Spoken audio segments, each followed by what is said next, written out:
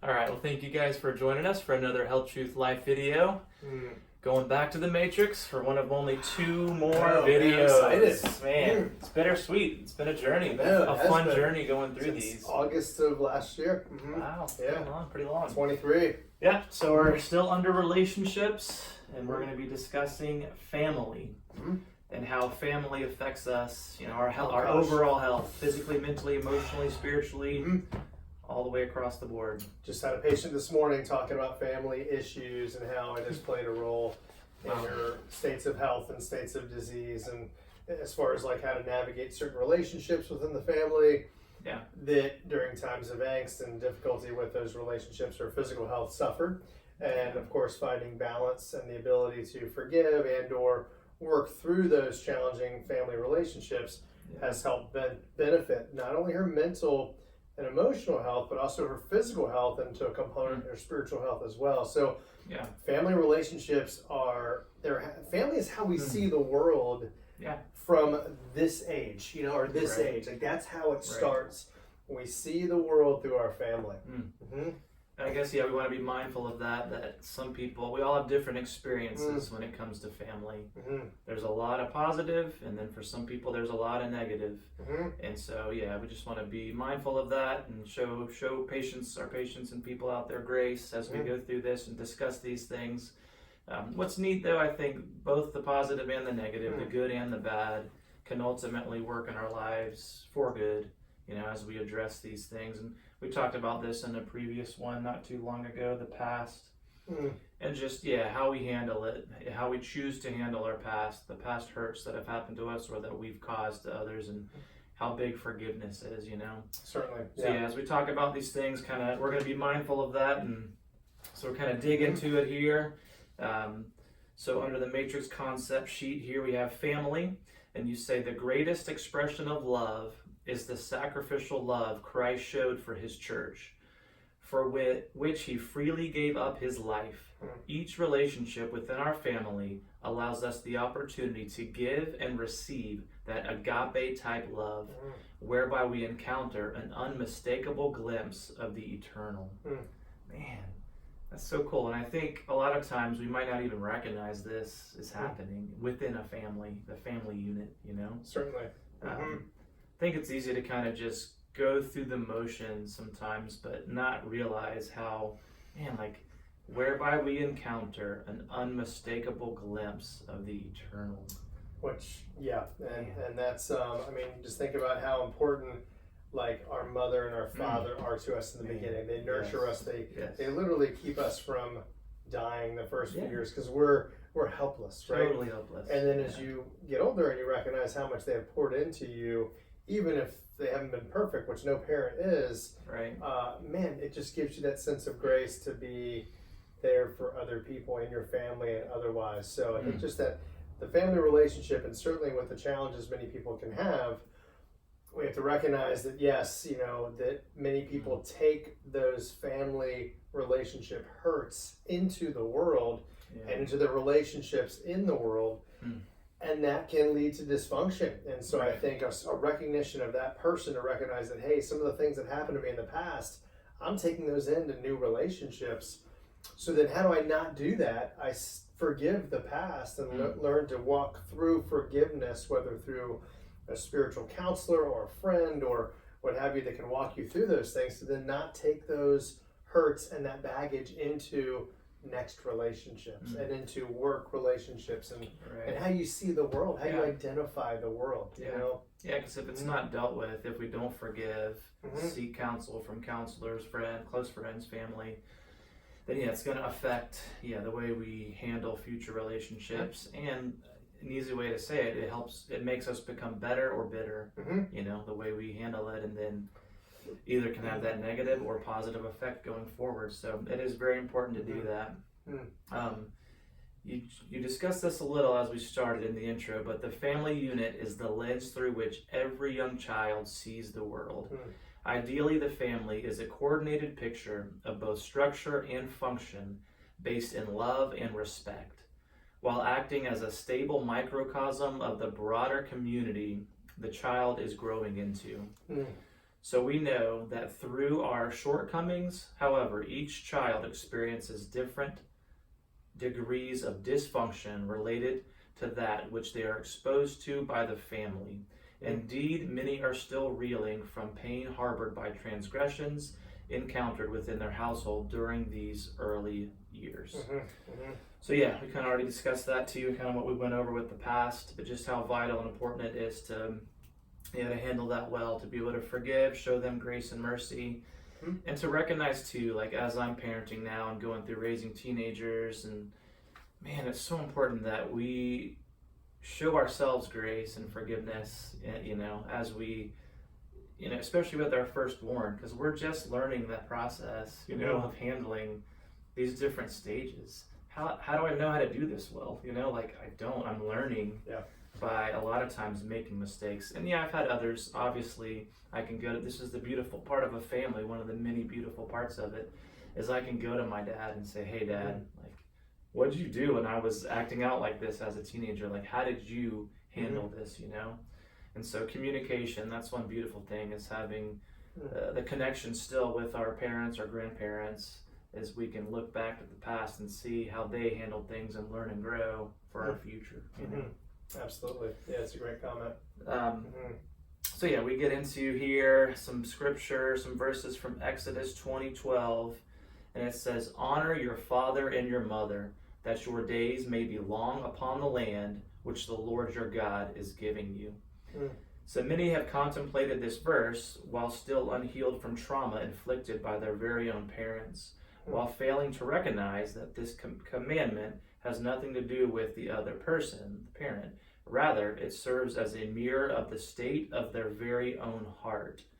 The spiritual transformation that takes place when submitting to the lordship of Christ in one's life requires that individual to love the apparently unlovable, not because the other is deserving, but because he first loved us.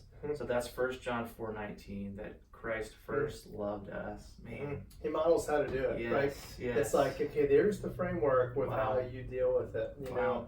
And yeah, it's not a tit for tat. Right. It's not you love your dad because he gave you this. You honor your dad and your mother because we're supposed to. It's a picture of your own heart. Yes, and so and that's regardless of circumstance. I think that fits even in areas of neglect and abuse.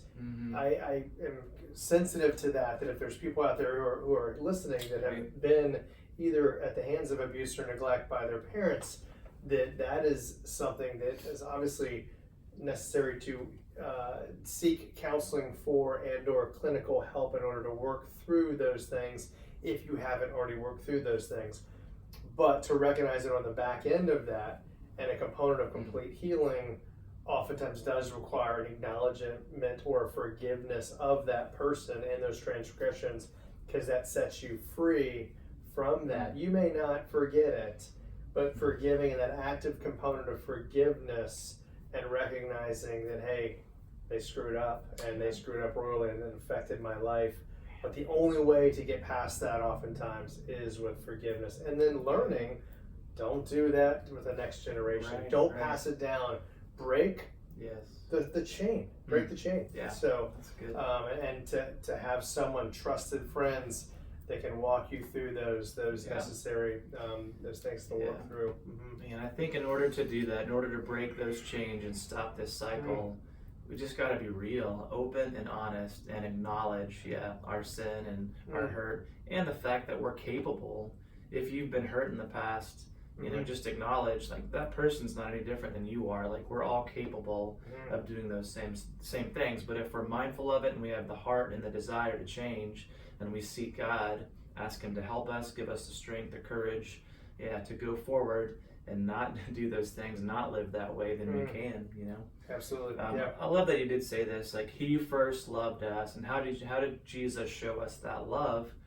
And He did that by dying on the cross for our sins. And the beautiful, to me, the most beautiful picture of that is when He's on the cross, and the men and the women that are screaming at Him, and the men that are driving the nails into His hands. What does He say? Remember, Father, forgive them, for they know not what they do. He's modeling grace right there. Yes. And it's just so interesting, because obviously they were the ones that are piercing a sinless man, but he's telling God to forgive them. Wow. So if we struggle to love our loved ones and our family because of past hurt, like, man, that's such a good example of how we have the freedom to love them, even despite, how they've fallen short and how they've hurt us. And want to be clear that it doesn't mean be trampled on again, doesn't mean be abused again, doesn't mean being neglected or put yourself in a situation where you can be taken advantage of. Sure. I don't think it means that at all, and I wouldn't want to pass that on, but it certainly does mean that there's a component of a spiritual reality in the forgiveness and the acknowledgement of that we are to live in grace and in a state of grace. Right. Yep, of course. I mean, without forgiveness, without grace, I don't see how a family makes it, how they thrive, know? Because it's not like we're, like, in our families, everybody's just killing life and treating each other great. Like, no, like, what keeps a family together is that unconditional agape love. We have to be willing to confront that person, and say, you did hurt me, you did let me down, but I forgive you. Now let's go forward. And like you said, don't let them trample you. That's why it's so important to have that conversation and to discuss it and work through it, let forgiveness and repentance and all that work through. And that is, to me, what helps families thrive and move forward. All right, let's keep moving on. So the love a parent embodies for their child is unfathomable until the fragile dependence of the infant is experienced for the first time. Parents have a unique and finite opportunity to breathe both physical and spiritual life into their children, and one day may have the blessing of being cared for by those very children as life's seasons transition. So you have here Proverbs 22:6, train up a child in the way he should go, and when he is old, he will not depart from it. The phrase train up in Hebrew is defined as to dedicate, initiate, and discipline. What an awe-inspiring opportunity that implies both word and deed as being necessary in the parenting process. Man, just how... Nothing's harder, right? I mean, nothing. It's just, you mentioned the component of, not knowing what to do with that firstborn. And I was just pondering that, hey, I've got a 17-and-a-half-year-old, so every day has been something new, right? So because it's uncharted territory for that firstborn. But, it's one of those things where I learned through him. I think he learns through me. I've learned much more about myself through being a parent and a father than I think any time in my life, because you recognize, man, that there's a spiritual component to being a father that really just allows doors to open that can't be or aren't in many ways when you don't know what it's like to be a parent. And that's not to say that there's a difference in value between those who have children and those who don't. Please don't hear that and think that. It's just simply there's a different path there, and there's a different component of life that's lived by that daily angst of knowing you've got 2 kids in the world. In my respects, you've got 3 that are our responsibility to shepherd, and to make sure they're cared for, they're protected, they're fed, and they've got a future. I think it's my job to open those doors for them that I can, and to allow them to then seek their calling, and that's my role. And it's humbling, isn't it? Like you're saying, brings you to your knees. Man, going each day, not knowing really, man, this is new territory. Like, how do we handle this? But I love what you said, you and your son just being able to be real with each other, talk, communicate. On the way home from soccer practice last night, my oldest son, who's about to be 15, he said he was talking about a couple other parents from some of the players and how they, in his opinion, they were making some lame choices as parents. He goes, Dad, he's like, man, you actually are a pretty good dad. He's like, he goes, this is great. In this aspect, like just for this one case. He had to make sure I knew, not all the way. Like in a lot of areas, you're pretty lame. Like you're not doing great. But it was just one of these moments, and it led to a good conversation. But I think that's key. And I tell him, I encourage him and let him know, like you are our firstborn, and so we are learning as we go with you. So we're trying to be mindful of that as his parents and showing him grace and mercy. and in hopes that he'll kind of show us some as well, as we go through it. So yeah, and even if he doesn't, like again, I have to get to the point, and I think we all do as fathers. It doesn't really matter what they think of us, and I don't. Good point. There's many years where I wanted my kids to be my friend, and I guess that those are times when I felt like I was not fathering as well, and I think now I don't want to really care what they think, and I work through that because I'm a feeling kind of guy. I think more of a sensitive in that respect, and so I've got to put that protection on for me, that I don't want them to feel like they've got to be emotional with me if they're not feeling emotional. I want to just be their father and steward and shepherd them in a way that just honors their future. And and I think the emotional component, obviously, Crystal, can handle some more of that. But it's one of those where I think that's a woman's role somewhat with respect to the nurturing and the more emotional feeling kind of thing. And I think from a father, sons are looking not for that. They're looking more for, hey, how do I be a man? You know what I'm saying? Yeah. So, and not to say don't be emotional and feeling and touchy with your kids. Right. Please don't hear that either. But I think that if that's all of it, or if that's only it, or if that's what you always shoot for, that's shortchanging what your kids really, or what your boys are looking for. Right. I think that's why God designed it this way, where He had children being raised by a man and a woman have the benefit of both. They've got the sensitivity and the emotional side of the woman, from the woman, from the mother, and then they've got the strength side from the male. And two, I was listening to a sermon earlier where they talked about how raising kids from babies to like toddlers to 5, 6, 7. Like there's a special connection with the mom, with the female, like those are some special years, and there's more of a bond and a connection.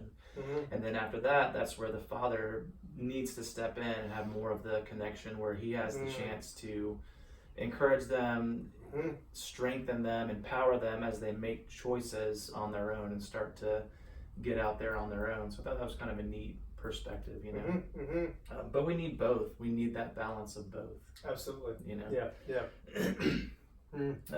You talked about in this paragraph we just read too about how eventually these children that we're raising may one day end up taking care of us. And I thought this was neat. So my wife and I were watching this show on the Blue Zones on Netflix. And they were talking about, the blue zones are these areas in the world that have the most centurions. So people that are living the healthiest, longest lives, people that are living to 100 plus years. And what was really interesting about this episode, they were in Italy, a town in Italy. And the guy, goes on a tour of the city. He's trying to find why. Like, why in these specific areas are these people living longer, healthier lives? And in this specific town, like, the family bond was so tight. And so they ate together, they played together, they worked together, and it was just expected, and they knew family has family's back, and they're there for each other. So what he thought was most interesting is, as he walked around the town, is there were no nursing homes. 0 nursing homes in this town. Wow. And it's because the family was there to take care of family. So at what could be seen at the end of their lives, they were just brought into the family even more and taken care of. So, there's definitely something pretty neat, obviously, to that. Like, it's so many benefits to having a close-knit family. And I think about just the blessing of my in-laws, my Crystal's mom and dad, and of course, to Crystal, my mom and dad, just how they've got different gifts and strengths than I do and she does. And so just whenever they're able to bless us with their presence, the kids learn different things from the grandparents. So there's a different degree of respect and also honor, and then also wisdom that grandparents have that we don't have yet, or we're getting, Right. But it's something where to have the kids recognize that and recognize that degree of respect and honor is a part of a lot of cultures that have really deep families, deep and wide. And so, I think that's the blessing of the wisdom of those who are, as you get older and wiser, right? Yeah. And so, and I feel like, do you feel like we're at this time, like you hear this say that the family structure and like family is kind of under attack, and there's this pull, not just from like, no question, for sure, not just from government and politics, But yeah, technology, there's so many things that are pulling the family unit apart, or trying to pull the family unit apart. Yeah, there's a degree of what would be called entropy, or kind of chaos, or just a change that is, manifesting. And I think a lot of that is with there's so much information out there, so many different ways of doing it. Everyone's truth can be their own kind of thing. That does, lend to things getting kind of fractured, and so I think the family unit has definitely struggled with that. And I think it starts with, I think honestly, it starts with the husband. I really do. And I'll put the pressure on me, and I'll put the pressure on you, and I'll put the pressure on men out there. It's true. That honestly, the success or failure of your marriage, I believe that it starts and ends with you. And I'm not saying that there's not women who incite, or again, when divorce happens, I know it's two stories. Right. And I know that divorces do happen, and that blessings can come out of it because the union wasn't working out for many reasons. So don't let me say that divorce isn't something that I think is necessary sometimes when there is irreconcilable differences. But at the same time, I think of the commitment and the vow that's made before God with respect to coming together and joining. That I think that's sacred. I think that needs to be taken very seriously. Yeah. But at the same time, when I think of, when I think of marriage and I think of that component that we're getting to, that relationship, I think the male component kind of trumps the female a little bit. And if we don't take care of our responsibility, respecting, honoring, loving, protecting, I think my wife needs to know that I'm going to die for her.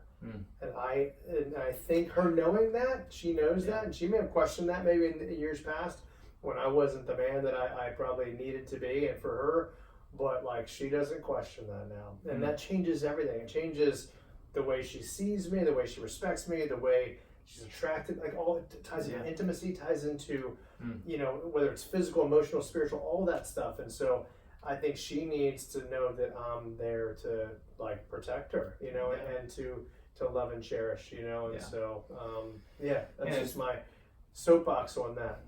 Well, that's by design, obviously God created Adam first, the man, and then he said it wasn't good for man to be alone, so he brought him a helpmeet. He brought him Eve, created Eve, right, and then you're right, and you do have this verse here. Well, I'll read this chapter, or this paragraph. The pinnacle relationship for the individual who chooses to become married is that of their spouse. Ephesians makes it clear that wives are to submit to their husbands as the church submits to Christ. Often lost in this discussion when secularists point fingers ad nauseum at the submission concept is the second part of the marriage picture, where the husband is admonished to love his wife as Christ loved the church. As we know, Christ sacrificially gave up his life. He died for the church, modeling for husbands how they are to selflessly love their wives. And you just nailed that. And now that your wife knows that, like you said, she has this security. She now knows and feels love and value. And man, that's the love of Christ. And God does call us to do that as husbands. Absolutely. And that's where the submitting is a positive thing. It's not a negative thing, because we are supposed to lead by example as the men, by submitting or surrendering to God, and denying ourselves and laying down our lives for them. And the discussion I've had, or the question that begs with some of this is, what comes first? Does the wives submit, or do the husbands love and lead? Which happens first? And I would say, what would you say? Well, the submission by the husband, I would think. Well, submission by the husband? Well, to God, ultimately. That way, it's the process. It's the natural order. I get that. You were talking about divorce and unhealthy marriages and stuff. And if, man, it's challenging, but if the head of the house isn't submitted to God and laying down his life, then yes, God calls the woman to submit. And if she's seeking the Lord, then for sure she should. Right. Even no matter what's going on, she should, Because I would almost argue that it's a little bit of both, because I think that I've seen where the women submitting to their role as wife and or a mate of their husband has changed the perspective of the husband, and then follow Christ and lead more effectively. There's scripture that says I think it's both. But I certainly see what you're saying, that and again, that probably goes back to the man being kind of the primary responsibility of kind of leading. And again, I do put the onus on that and on me, you know. I was just thinking too, if there's these men that are like tough, masculine, or like, woman, you will submit to me, like that's not what God intended. No, he didn't intend it that way, you know. And if you're having to, it's a mischaracterization. Yeah, if you're having to demand it and like force it, you're not living the way God intended you to live, to lay down your life and serve and love your wife. Right. You know, so that's to me the way it should flow. But I agree. There's the scripture that talks about the unsaved husband being saved by the wife, you know, who surrenders and submits and loves and you know continues to pray for and lay down her life for him. So it's both, you know, I think. But by God's design, the man should, you know, surrender, submit to God, and then obviously it flows best that way. Sure. You know? So then, you go into the intimate sexual relationship of a married couple plays a primary role in both the physical and spiritual health of each partner. There are unquestioned physical benefits of a fulfilled, loving sexual relationship with regard to stress reduction, oxytocin, endorphin production, blood pressure optimization, and the like. There are also spiritual fruits of the marriage consummation implied in Scripture. This is not to say that there are not loving non-sexual marriages. However, this is not the norm, and I do not believe this is the intended model. So part of a healthy marriage, for sure, is a healthy sex life. No question. Yeah. And I think we don't talk about that enough. I really don't think. And I'll just say that just from clinical experience, some of the most healthy men and women, I would say, are in sexless, angst-filled marriages. And so I would put the onus on work through whatever you got to work through with a spiritual counselor, psychologist, doctor to check your hormones. All these things that play and potentially play a role in a lack of intimacy sexually, and see where that can be potentially fixed. And I'll say for women, a couple things. Cortisol, high stress, high cortisol, and low testosterone, low DHEA, those are two things that potentially can play a role physically and biologically in a woman's lack of sexual desire and responsiveness. Same with men, high or low cortisol plus abnormal testosterone can certainly play a role in lack of sexual interest or desire or performance in a man. But there's very natural ways that can be helped or utilized for those patients that don't even involve hormones. But it involves lifestyle. It really does. Sleep, stress, nutraceuticals, sun exposure, hydration, high fat diet, moderate protein diet, low sugar, low carbs, low alcohol, cut the alcohol reduction. So many things. Start with those 100 things, and then you can work on the hormones if you have to. But oftentimes, the hormones fall in line once the lifestyle choices are benefited. And then you may not have to supplement hormones. So that's where, I think finding that balance if you're having those issues, seek, those counsels. And communicate. I like what you said too. If you find yourself in a hard spot or where you're having issues sexually within your marriage, communicate, talk about it, pray through it, try to figure out those solutions. I think you run into a dangerous position if you ignore it and don't try to work on it, because then you open yourself up to pornography or trying to find relief somewhere else, and could potentially create some big issues. Emotional affairs or sexual affairs or what have you, that those open up, and then once that, or if that happens, then think about the lack of trust that would be engendered, which then it makes the sexual union even less likely. And so, I'd say talk to spiritual advisor, counselor, pastor, what have you, a doctor, a licensed marriage therapist, someone that can kind of talk and walk you through some of these things that can maybe benefit and bring you guys back into union. I think communication is so big. We wouldn't get to these points, I don't think, if we would just talk more, Exactly. And then additional influential family relationships, of course, include grandparents, grandchildren, aunts, uncles, cousins, nephews, nieces, and in-laws. All of these unique relationships help shape and mold us into the people we become. Let us nurture those in our family with grace and humility. What is grace?